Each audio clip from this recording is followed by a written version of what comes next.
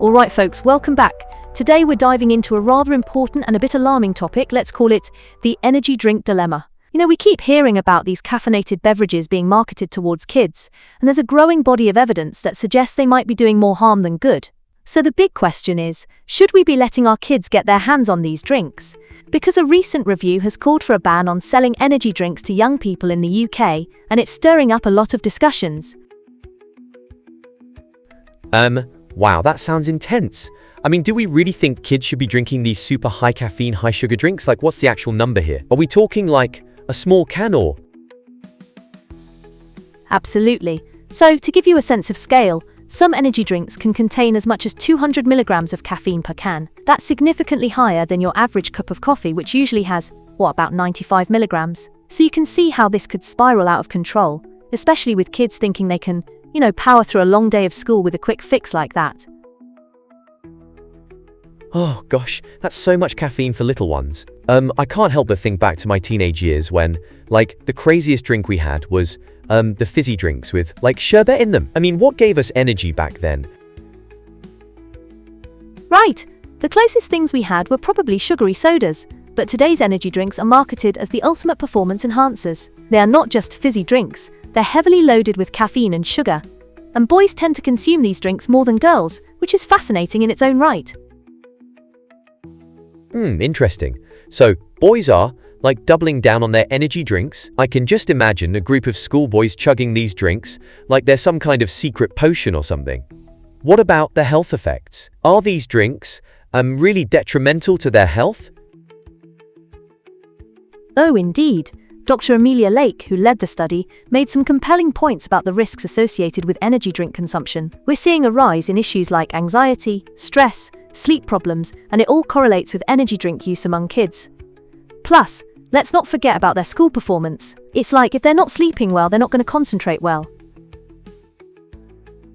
So, it's almost like a cycle of doom.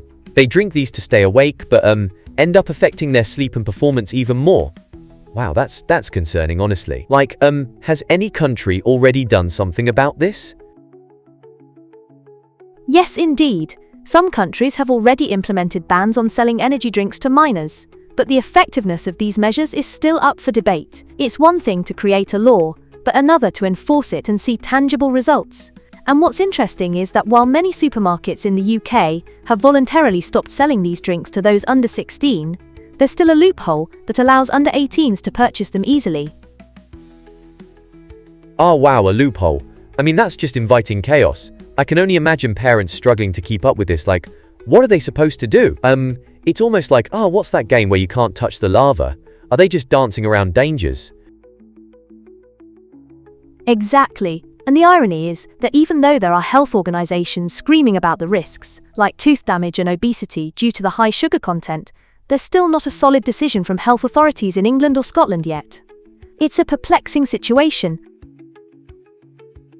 That really is. It's like, kids don't even realize what they're putting in their bodies, right? They just see flashy cans. If we could just, create a campaign that shows them the real impact of these drinks, like a visualization of what those drinks do to a body long term, that might just wake them up.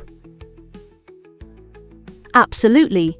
Education is key here. If kids understood the potential health risks like the impact on their teeth, anxiety levels, and how it might even interfere with their academic success, maybe they'd think twice before grabbing that can. But until then, it's essential that we keep discussing these issues, raising awareness, and pushing for better regulations. Yeah.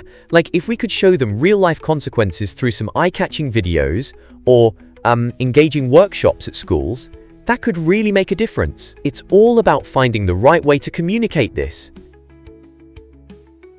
Exactly. When it comes to health education, creativity is key. If we can engage students with relatable content that resonates with them, we can definitely see shifts in their behaviors. They might start choosing healthier options. Oh man, I can just picture a campaign that draws parallels between energy drinks and, the adrenaline rush from bungee jumping or extreme sports. Just because it feels good doesn't mean it's good for you. That would be so eye-opening.